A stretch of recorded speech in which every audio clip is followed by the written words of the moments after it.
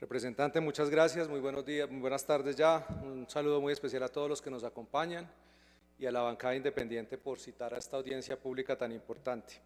Este proyecto de ley, representantes, parte de una premisa que se aleja de la realidad económica y del mercado laboral colombiano, que más regulaciones, controles salariales, prohibiciones sobre las empresas formales no generan impactos negativos sobre la informalidad y el desempleo. Sin embargo, la realidad es otra. La informalidad y el desempleo están fuertemente correlacionados con las regulaciones que distorsionan el mercado laboral, que impiden la formalización y la generación de empleos acorde a las dinámicas y realidades de los distintos sectores. Un claro ejemplo es el campo colombiano, donde la informalidad alcanza el 84%, como ya lo han destacado varios de los representantes de ese sector. En estas zonas la falta de seguridad física, de garantías de derechos de propiedad privada y de rigideces laborales impiden la creación y fortalecimiento de empresas agroindustriales y, por ende, la generación de empleos formales. En los últimos 2 años, desde el Instituto de Ciencia Política hemos presentado al Congreso de la República una serie de recomendaciones y también hemos participado en varias audiencias públicas con el fin de que se adopten ajustes que incentiven el empleo formal y el crecimiento económico como vías para la movilidad social y la superación de la pobreza. Para mejorar el empleo, formalizar y permitir que las empresas puedan crear valor y generar riqueza, se requieren condiciones para garantizar la libertad económica. Este año, usando la metodología que desarrollamos en el ICP del indicador de afinidad con la libertad económica, medimos la afinidad de los proyectos de ley en curso, de las leyes aprobadas y de los congresistas con la libertad económica. Y el texto aprobado en el primer debate de la Comisión Séptima de la Cámara de Representantes obtuvo un puntaje de 32,6, indicando un nivel de afinidad bajo con la libertad económica. ¿Y por qué hablamos de este concepto en medio del debate de la reforma laboral? Porque cuando uno mira los índices internacionales en materia de libertad económica en la categoría de regulación del mercado laboral, Colombia está muy mal. Y eso no es de ahora, se empeoraría con esta reforma laboral. Según el índice de libertad económica del Fraser Institute de Canadá, para el 2023 Colombia obtuvo un puntaje de 5,81 sobre 10 en la categoría de regulación del mercado laboral, lo que demuestra que existe una elevada interferencia del gobierno en el mercado del trabajo, imponiendo normativas onerosas que limitan el derecho a contratar o a trabajar para quien se desee mediante regulaciones relacionadas con la fijación de salarios mínimos, regulaciones de contratación y despido, determinación inflexible de salarios, costos elevados de despido e interferencia para contratar mano de obra extranjera. Lo mismo sucede con otros índices internacionales como el de la Heritage Foundation o el índice de prosperidad del Legatum Institute de Londres. En todos Colombia registra un mercado laboral altamente intervenido. Por eso cuando aquí se alega que ciertas reformas que se han hecho en el país no se reflejaron indudablemente en la mejoría en materia de informalidad o de generación de empleo, pues es que no es solamente la jornada laboral. Hay que recordar que es que el mercado laboral tiene regulaciones en distintos sentidos que lo afectan e impiden que ese mercado realmente genere las condiciones de bienestar que esperamos. A la luz de las variables internacionales que se miden en esos índices, consideramos que la reforma laboral tendría efectos negativos de corto plazo sobre el empleo, la formalización, la competitividad y la seguridad social, que dificultarían la reactivación y el crecimiento económico del país, entre otras por lo siguiente. Primero, porque disminuiría el empleo formal.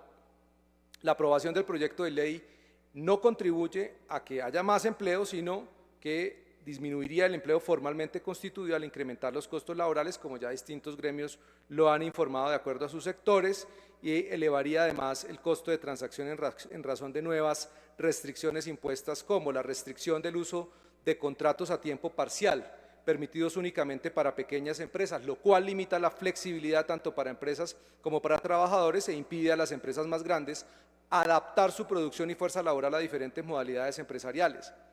Segundo, la estabilidad laboral reforzada, restricciones para el despido de trabajadores, aumentando los costos de las indemnizaciones, los trámites laborales y los riesgos. Las empresas pueden verse obligadas a mantener empleados incluso cuando no es técnica, organizacional o económicamente viable, lo que podría llevarlas a reducir sus nóminas o evitar la contratación y llevar el fracaso a su organización. Ajustes en la jornada del trabajo, como la redefinición de horas nocturnas y el aumento del valor de la hora en días de descanso y festivos, impactarían directamente a sectores como el turismo, los servicios de comida, el alojamiento y el entretenimiento. ¿No son acaso estos sectores una apuesta del plan de desarrollo? No es coherente considerar estratégico un sector y al mismo tiempo imponerle restricciones que lo perjudiquen.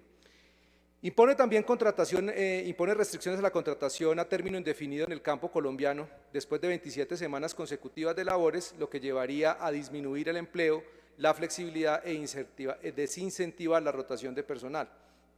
Impone una contratación a término fijo para aprendices, como ya se ha anunciado acá, con unos costos elevados.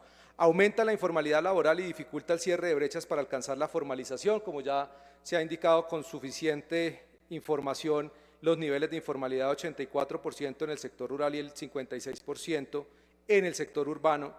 Disminuirá la competitividad empresarial del país. Esas restricciones impuestas por la reforma pueden afectar la competitividad de las empresas frente a sus competidores internacionales. No solamente es un tema de baja productividad, sino con muchos problemas en materia de competitividad. Esas medidas de estabilidad laboral y protección sindical pueden limitar la posibilidad de las empresas de adaptarse y competir. Restringe los procesos de reconversión laboral por procesos de automatización, desincentivando la innovación empresarial y el cambio tecnológico. También desfinanciaría la seguridad social en salud y pensiones y aumentaría la carga tributaria de los empleados formales. Disminuir el empleo reduce a su vez los aportes al sistema de seguridad social, elevando el gasto público para sostener el sistema de salud y pensiones, que ya cuentan con graves problemas de financiamiento. Es un círculo de retroceso económico.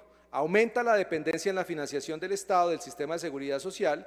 Este tendrá que recurrir a nuevos impuestos y deuda que limitarán la capacidad de inversión y creación de empresas. En conclusión, es necesario un equilibrio entre las reglas generales de protección laboral, la flexibilidad, la eficiencia y la adaptabilidad para que el mercado del trabajo se expanda. El equilibrio requiere igualdad ante la ley laboral, no crear leyes particulares que discriminen sectores y hacen más costosa la creación de empleo entre unos y otros. Se deben evitar las rigideces y prohibiciones que limitan la autonomía tanto del empresario como del trabajador. Las partes deben ser sujetos libres en la toma de decisiones sobre su capital fijo, financiero y humano y no deben estar supeditadas al Estado. 30 segundos. Es necesario fomentar la formalización del sector rural, pero la vía para lograrlo no es el control de los salarios ni de los modelos rígidos de contratación en un entorno que no hay suficientes empresas. Se requieren dos intervenciones fundamentales que actualmente no son contempladas por el Estado. Garantizar la seguridad física y proteger las inversiones. Esas condiciones permitirán a los agricultores organizarse y mejorar sus niveles de empleabilidad. La formalización es una consecuencia y no una causa de un entorno económico favorable para las empresas. Y por último, es necesario evitar el estancamiento tecnológico. Los sobrecostos por automatización y uso de nuevas tecnologías como la inteligencia artificial o cualquier nueva práctica innovadora eficiente necesaria para la competencia y la competitividad empresarial se verían obstaculizadas de aprobarse esta reforma. Muchas gracias, representante.